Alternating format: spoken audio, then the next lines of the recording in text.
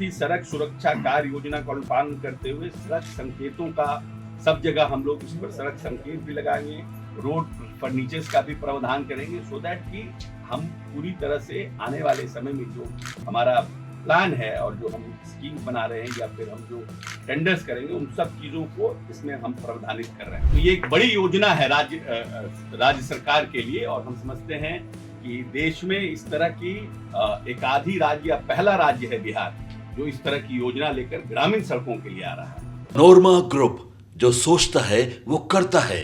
आपके अपने सपनों का आशियाना।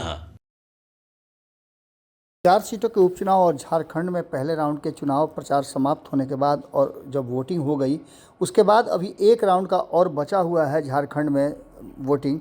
उसके बावजूद जो नीतीश कुमार के कैबिनेट के मंत्री हैं या फिर नीतीश कुमार के करीबी हैं वो एक्शन में दिखने लगे हैं। आपको बता दें कि 4 सीटों के उपचुनाव को लेकर के अशोक चौधरी पूरी तरह से बेलागंज में अपना डेरा जमाए हुए थे। बेलागंज में हर तरह से जीत के समीकरण गढ़ने के लिए तत्पर दिखे अशोक चौधरी अब अपने काम पर वापस लौट आए हैं, लेकिन काम पर लौटने के साथ साथ उन्होंने कई सारी बातें की है।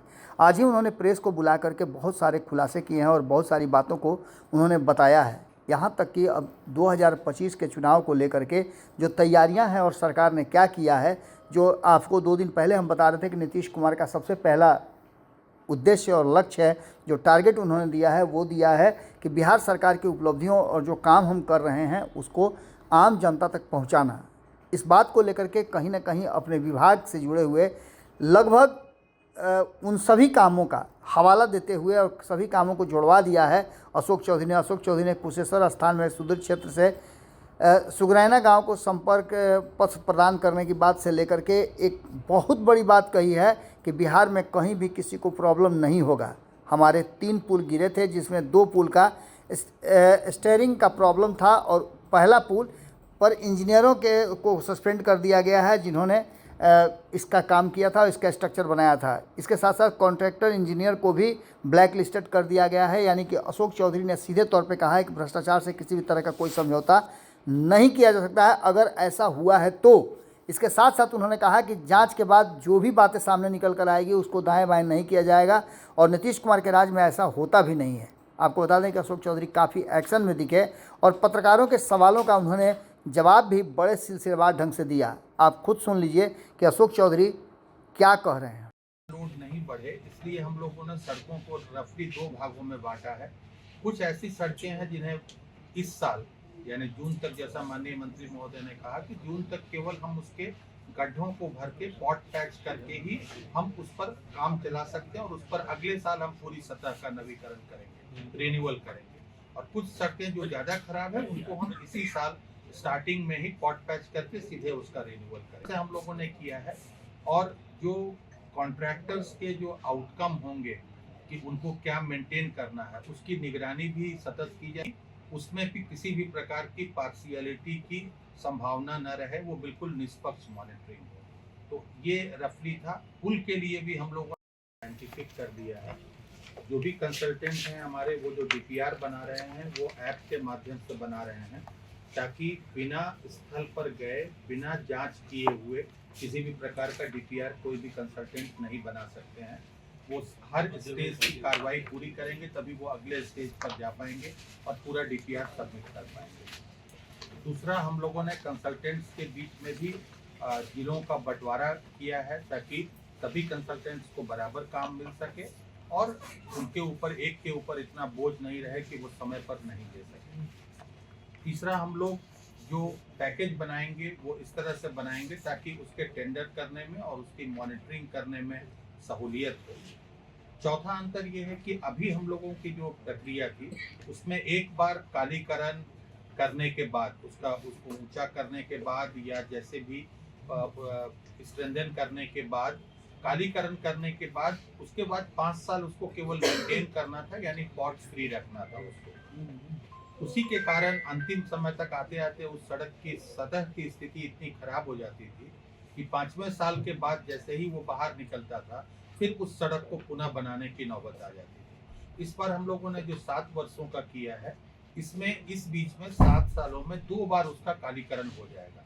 तो 7th ईयर के बाद जब वो बाहर निकलेगी तब उस सड़क की स्थिति ऐसी नहीं होगी कि उसको तुरंत मरम्मती की या तुरंत कालीकरण करने की आवश्यकता हो। स्टार्ट बराबर हम लोगों पर दबाव था कि जल्दी से जल्दी हम स्कीम्स को कंप्लीट करें। अब सबसे बड़ा हमारे पास चैलेंज है कि जल्द से जल्द इन सब स्कीमों का हमें जल्दी से जल्दी टेंडर फाइनल करें और जमीन पर काम करें, क्योंकि जनता को, अभी भी हम उपचुनाव से आ रहे हैं, जनता को स्कीम से और टेंडर से कोई इंटरेस्ट नहीं है। जनता को इंटरेस्ट है कि कब आपके काम पर, रोड पर, पुल पर काम लगता है और कितनी जल्दी लगता है। उसका फायदा किसी भी प्रजातंत्र में, किसी भी लोकतांत्रिक दल को लोकतांत्रिक तरीके से उसका फायदा होता है। इसलिए हमारी पूरी टीम की एक मंशा होगी कि हम इसी फाइनेंशियल ईयर, इस 2004 में हम इस सबको, टेंडर्स को एंड एवरीथिंग को हम लोग फाइनलाइज करें, क्योंकि आने वाले 4-6 महीने में लोगों को काम दिखे जमीन पर। 6-7 महीने में टेंडर सड़क बना। हम समझते हैं कि हम माननीय नेता हमेशा कहते हैं कि राज्य के खजाने का पहला हक राज्य के जो वंचित लोग हैं, जो लंबे समय से मुख्यधारा से नहीं जुड़े हैं, उनको हम लोगों को पहला हक प्रदान करना है। मैं समझता हूं कि इस जो ये हमारी 3 योजना है, जो हम लोगों ने नई एक मेंटेनेंस पॉलिसी लाई है, दूसरा जो हमारा पुल का जो है, लगभग 600 पुलों का निर्माण इस वित्तीय वर्ष में करना है, और लगभग हम 3000 करीब 2500 के आसपास 2600 बसावटों को जो हम कनेक्टिविटी प्रदान करेंगे 3000 किलोमीटर का। तो एक बड़ा काम हम जून के पहले हम लोगों ने इसको टारगेट किया है। हम समझते हैं कि एक बड़ा टारगेट हमारे विभाग के लिए है, और हम लोग सब मिल करके इसको जून के पहले कहीं ना कहीं हम लोग इसको करने में सक्षम हो पाएंगे। बरसात के पहले ये हम लोगों का ये नया है। इस तरह से हम लोगों ने पारदर्शिता बरती है कि ट्रैफिक फ्लो के हिसाब से हम प्रायोरिटी 1 पर रखेंगे। खास करके जो ब्लॉक और डिस्ट्रिक्ट हमको जोड़ते हैं वो डिटेल में हमारे बताएंगे। और इसके लिए हम लोगों ने पूरा, मतलब इसके लिए निर्माण, पुनर्निर्माण, उन्नयन, पथ सुरक्षा के कार्य, जल निकासी का कार्य भी इस हमारे स्कीम्स में लिया जा सकेगा। साथ ही सड़क सुरक्षा कार्य योजना का अनुपालन करते हुए सड़क संकेतों का सब जगह हम लोग इस पर सड़क संकेत भी लगाएंगे, रोड फर्नीचर्स का भी प्रावधान करेंगे, सो दैट कि हम पूरी तरह से आने वाले समय में जो हमारा प्लान है और जो हम स्कीम बना रहे हैं या फिर हम जो टेंडर्स करेंगे, उन सब चीज़ों को इसमें हम प्रावधानित कर रहे हैं। तो ये एक बड़ी योजना है राज्य सरकार के लिए, और हम समझते हैं कि देश में इस तरह की एक आधी राज्य या पहला राज्य है बिहार, जो इस तरह की योजना लेकर ग्रामीण सड़कों के लिए आ रहा है। और इसको इस प्रपोजल को जब हमारे ACS दिल्ली भी गए थे, तो भारत सरकार के लोगों ने भी काफ़ी इसको अप्रिशिएट किया था। हम समझते हैं कि आने वाले समय में इसको बाकी राज्य भी इसका अनुसरण कर सकते हैं, लेकिन बिहार पहला राज्य है जो इस तरह के बाकी दूसरे राज्य में RCD करता रहा है, लेकिन ग्रामीण सड़कों के लिए इस तरह का प्लान कभी नहीं आया। ये पहला है बिहार जो इस तरह के स्कीम्स के साथ देश में आया है। दूसरी एक जो बड़ी योजना है ग्रामीण सेतु योजना, जो लंबे समय से, लगभग 9 वर्ष से ये योजना हमारा मुख्यमंत्री ग्रामीण सेतु योजना जो बंद हो गई थी, जिसको हम लोगों ने, माननीय नेता ने इसको फिर से शुरू कराया है, और हम लोगों से आग्रह किया है कि इस योजना को फिर से शुरुआत किया, और निर्णय किया है सरकार ने कि मुख्यमंत्री ग्रामीण सेतु योजना जो 9 वर्ष के बाद फिर से इस प्रदेश में शुरू हो रही है, और इसके अंतर्गत लगभग 1000 पुलों का निर्माण का हम लोगों ने लक्ष्य रखा है। 1000 पुल का निर्माण का हम लोगों ने लक्ष्य रखा है, जिसमें इस वित्तीय वर्ष में लगभग 3000 करोड़ के लागत से लगभग 600 पुलों का हम निर्माण करने का हम लोगों ने इस फाइनेंशियल ईयर में हम लोगों ने लक्ष्य रखा है। और इसके अंतर्गत लगभग 100 मीटर की जो पुल होगा वो ग्रामीण कार्य विभाग निर्माण करेगा। 100 मीटर से जो ऊपर के पुल होंगे वो बिहार पुल निर्माण निगम उसका निर्माण करने का निर्णय हुआ है। तो ये इससे क्या है कि जब हम लोग लोकसभा चुनाव में घूम रहे थे, तो बहुत से ऐसे जगह थे जहां पर कि पुल के बिना आवागमन की बहुत परेशानी हो रही थी, और बहुत सी जगह वोट का बहिष्कार भी हुआ था। तो इन सब चीज़ों को देखते हुए माननीय मुख्यमंत्री जी ने पुनः इस योजना की शुरुआत की है। इसके लिए भी माननीय मुख्यमंत्री जी को विभाग की तरफ से हम धन्यवाद देते हैं कि माननीय मुख्यमंत्री जी ने इस योजना को, और ये लंबे समय से हमारे जनप्रतिनिधियों के माध्यम से भी और आम जनता के माध्यम से भी इसका डिमांड हो रहा था कि इस योजना को पुनः शुरुआत किया जाए। अभी तक जो हम पुल बना रहे थे वो राज्य सरकार और नाबार्ड के सहयोग से हम पुल का निर्माण करते थे। राज्य सरकार की अपनी कोई योजना नहीं थी पुल के माध्यम से, और 9 वर्ष पूर्व जो ये योजना बंद हुई थी उसको पुनः माननीय मुख्यमंत्री जी ने शुरुआत करने का काम किया है। तीसरा जो एक बड़ा है मुख्यमंत्री ग्राम संपर्क योजना। इस योजना के माध्यम से हम लोगों ने कोर नेटवर्क के आधार पर 250 या उससे अधिक की आबादी को कनेक्ट करने का हम लोगों ने प्रयास किया है, और इस योजना के अंतर्गत लगभग हम लोगों ने 31,553 किलोमीटर पथों का और 121 पुलों का निर्माण हम लोगों ने कर लिया है। जो हम लोगों ने पास्ट में काम किया है उसमें 250 या 250 से अधिक जितनी भी वसावटें थी, आबादी वाले जो भी स्थान थे, उसमें हम लोगों ने लगभग 31,593 किलोमीटर पथों का हम लोगों ने निर्माण किया, जिसमें 121 पुलों का निर्माण किया है। और अब हम लोग बिहार राज्य में 100 या उससे अधिक आबादी, क्योंकि हैबिटेशन अभी भी जो टोले हैं, खास करके जो आर्थिक रूप से कमजोर लोग हैं और जिन लोगों की आबादी कम है, वो गांव से अलग बसे हैं 100 और खास करके ये संख्या जो इस तरह की संख्या है वो अनुसूचित जाति, जनजाति, अति पिछड़े की आबादियों वाले ये टोले हैं। तो माननीय मुख्यमंत्री जी का हम लोगों का इंस्ट्रक्शन है कि जितने अनकनेक्टेड हैं बसावट और टोलो, उनको भी हम 12 मासी एकल सड़क से जोड़ने का काम करेंगे। और मुख्यमंत्री ग्राम संपर्क योजना अवशेष प्रारंभ की गई है। इस योजना के अंतर्गत वित्तीय वर्ष 23-24 में लगभग 3,000 करोड़ की लागत से 2,651 किलोमीटर पथ एवं 10 पुलों की स्वीकृति प्रदान की गई है इस वित्तीय वर्ष में। और हम पिछले वित्तीय वर्ष में और प्रदान की गई है। एवं वित्तीय वर्ष 24-25 में लगभग हम 3,000 के आसपास 2,880 करोड़ की लागत से 3,000 किलोमीटर पथों के निर्माण से लगभग 2,600 बसावटों को संप्रदायता प्रदान करने का हमारा लक्ष्य है। हमारा टारगेट है 2,000। जो डिस्कशन से जो एक नेता ने हम लोगों को आइडियाज दिया, उस पर जो हम लोगों ने काम किया, उस पर हम ये जो उनकी इच्छा है कि हम 5 घंटे में राजधानी सुदूर से सुदूर इलाकों में से हम पहुंच सके, उस पर हम लोग करने में सक्षम हो पाएंगे। और ये योजना जो है वो राइडिंग क्वालिटी मानक के अनुरूप इसको रखा गया है, और 7 वर्षों तक हम इसको अपने कॉन्ट्रैक्टर्स को देंगे। 7 वर्ष तक वो कॉन्ट्रैक्टर के हाथों में ये सड़कें रहेगी, और 2 बार इसका कालीकरण करने का प्रावधान किया गया है। और इसको हम लोगों ने एक रैपिड रिस्पांस व्हीकल, जो भी हमारे कॉन्ट्रैक्टर होंगे उनके पास रैपिड रिस्पांस व्हीकल रखना अनिवार्य होगा, और उनको तत्काल उस कहीं अगर हमको गड़बड़ी दिखती है, पॉट दिखता है, गड्ढे दिखते हैं, उसको तत्काल उस व्हीकल के माध्यम से उसको रिस्पॉन्ड करना होगा।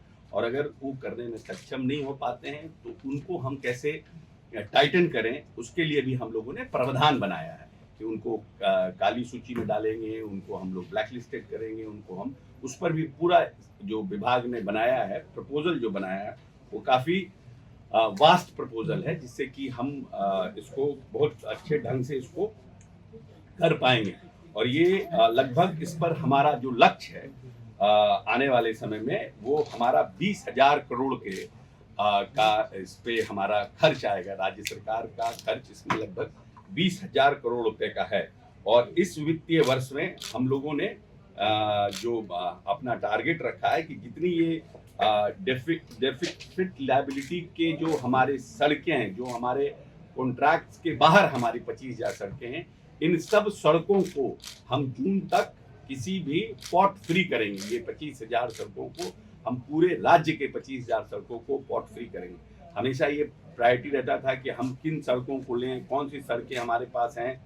हमारे पास संसाधन की कमी रहती थी, हम माननीय सांसद, माननीय विधायकों, विधान पार्षदों से स्कीम्स लेते थे कि हम प्रायोरिटी पर रखें, इनको प्रायोरिटी पर रखें। उसके लिए भी बहुत काफ़ी प्रेशर होता था विभाग को, और कि ये करना है, ये सड़क को लेना है। ये सब इश्यूज से हम लोग पूरी तरह से अब बाहर हो जाएंगे, क्योंकि हमारे जितने भी सड़कें हैं उन सब सड़कों को हम एक साथ बनाने का काम करेंगे और हम उसमें प्रायोरिटाइज करेंगे। फर्स्ट फेज का हमारी जो सड़कें होंगी, हमारे एसीएस बताएंगे कि कैसे हम लोगों ने वो स्कीम्स को। आप सब लोगों का आज स्वागत है, और हम लोगों की एक लंबा प्रयास था और माननीय नेता श्री नीतीश कुमार जी की एक बड़ी सोच थी। लोकसभा चुनाव के बाद जो परिस्थितियां आई थी प्रदेश में, उसके बाद एक निर्णय करना था कि एक जो हमारे ग्रामीण सड़कें हैं और उसकी संख्या बड़ी लंबी है, हमको लगता है 1,00,000 लगभग 20,000 करोड़ किलोमीटर, 1,20,000 किलोमीटर हमारी जो सड़कें हैं, उन सड़कों को बहुत सी सड़कें ऐसे हैं जो हमारे मेंटेनेंस में है और बहुत सी सड़कें जो आउट ऑफ मेंटेनेंस है, उसकी संख्या करीब 25,000 किलोमीटर है। तो इन सड़कों को हमारे पास जो संसाधन है, उन संसाधन में हम 12 मास और लगातार उसको हम कैसे मेंटेन करके रख सकें। और इसी चिंता को लेकर 2-3 बार माननीय मुख्यमंत्री जी के स्तर पर बैठक हुई, जिसमें तत्कालीन मुख्य सचिव के साथ साथ जो हमारे पूर्व के मुख्य सचिव थे, फाइनेंस के सब लोग थे, सबके साथ बैठक करने के बाद हमारे डिपार्टमेंट ने, और हम इसके लिए अपने एसीएस के साथ साथ हमारे दीपक जी और हमारी टेक्निकल टीम है, हमारे सभी मुख्य अभियंता, सभी हमारे इंजीनियर्स, उन सबको हम धन्यवाद देते हैं कि उन्होंने एक होलिस्टिक पूरे डिपार्टमेंट के लिए एक नई योजना, जिसको हम लोगों ने ग्रामीण सड़क सुदृढ़ीकरण एवं प्रबंधन कार्यक्रम की एक नई योजना की शुरुआत की है, जिसकी मद संख्या 3 के माध्यम से पूरा एक बजटरी एलोकेशन के साथ साथ पूरा एक न्यू स्कीम कि हम कैसे अपने सभी ये 25,000 किलोमीटर सड़कों को लगातार हम मेंटेन कर सकें और उसके लिए हम व्यवस्था कर सकें। क्योंकि जो पुरानी व्यवस्था है, उस व्यवस्था में हम सड़कों को 5 साल मेंटेन करने में सक्षम नहीं हो पा रहे थे, क्योंकि जो पॉलिसी थी, वो पॉलिसी में कहीं ना कहीं तारतम्य विभाग के इंजीनियर्स और जो हमारे कॉन्ट्रैक्टर्स थे और बाकी जो लोग थे, उसके साथ तारतम्य नहीं बन पा रहा था। क्योंकि लास्ट जो 2 ईयर्स होता था, उसमें सड़कें की स्थिति बहुत गंभीर हो जाती थी और फिर सड़क बहुत अच्छी मेंटेनेंस की स्थिति में नहीं रहती थी। तो इसके लिए एक नई स्कीम हम लोगों ने शुरू किया है, जो 7 साल तक हम लोग जो डिफेक्ट लायबिलिटीज से हमारी सड़कें बाहर है, 25,000 किलोमीटर सड़कें, उसके लिए हम लोगों ने नई स्कीम की शुरुआत की है। और हम इसके लिए माननीय नेता नीतीश कुमार जी, जो पूरे बिहार के एक नए विश्वकर्मा हैं, जिनकी सोच लंबी और दूरगामी रहती है, उनको हम धन्यवाद देते हैं पूरे विभाग की ओर से। आपके सपनों को हमने सजाया है, ई होम्स पैनोरामा को हमने बनाया है। ई होम्स मेरा एक सपना था, जिसपे मैं पिछले 4 साल से काम कर रहा था। हमने जो बनाया है वो सबने है माना। ई होम्स पैनोरामा में हो आपका भी आशियाना। और फाइनली हमने 2021 में इस प्रोजेक्ट को लॉन्च किया। बहुत लोग अप्रिशिएट कर रहे हैं कि पूर्णिया जैसे शहर में, बिहार के, एक तो बिहार की बात करें, उसमें भी पूर्णिया जैसे छोटे जगह में इस तरह का लाइफस्टाइल देना, ये सुन के हम लोगों को बहुत अच्छा लगता है। ई होम्स में हमने कुछ और भी किया है, जैसे हम जिस जगह में रह रहे हैं, हमारे फैमिली सिक्योर हो, उनको सिक्योरिटी का ध्यान में रखा है। आपकी सुविधा और सुरक्षा आपके लिए खास है, ये आपका विश्वास है। इसमें आर्टिफिशियल इंटेलिजेंस का 7 लेयर सिक्योरिटी का हमने इस्तेमाल किया है। लस ग्रीन कैंपस को बनाया है। यदि हमारा बाउंड्री वाल है तो वो वर्टिकल गार्डन है। ये जितनी भी फैसिलिटी होता है एक इंटरनेशनल टाउनशिप में, ई होम्स है, ये हम लोग विश्वास नहीं कर पा रहे हैं। जो भी हमारे मित्र, दोस्त या जो भी हमारे बाहर के बाहर आते हैं, तो हम लोगों को बहुत अच्छा सुनने को मिलता है और बहुत अच्छा क्रेडिट मिल रहा है। वो सारा हमने सिर्फ एक बिल्डिंग नहीं बनाया, हमें एक बहुत अच्छा लाइफस्टाइल दिया ई होम्स में, और मेरा एक सपना था जिसको मैं आज फुलफिल होते हुए देख पा रहा हूँ। ये आपका आवास है। ई होम्स पैनोरामा में अब आपका निवास है। E Homes Panorama, luxurious lifestyle redefined. Panorama Group, जो सोचता है वो करता है। अगर ये वीडियो पसंद आई और वह बिहार के राजनीति और बिहारियत से सरोकार रखेनी तो सब्सक्राइब बटन दबा के चैनल के सब्सक्राइब कर ली। ओजे एगो घंटी बा, ओकरा बटन दबा देला से कुल सटीक और मारक खबर रुआ मुफ्त में मिल जाई। अगर रुआ पत्रकारिता के हमनी के नया प्रयोग में सहयोग कर चाहतानी तो ज्वाइन बटन दबा दी। पेटीएम नंबर नोट कर ली 9386816700। धन्यवाद।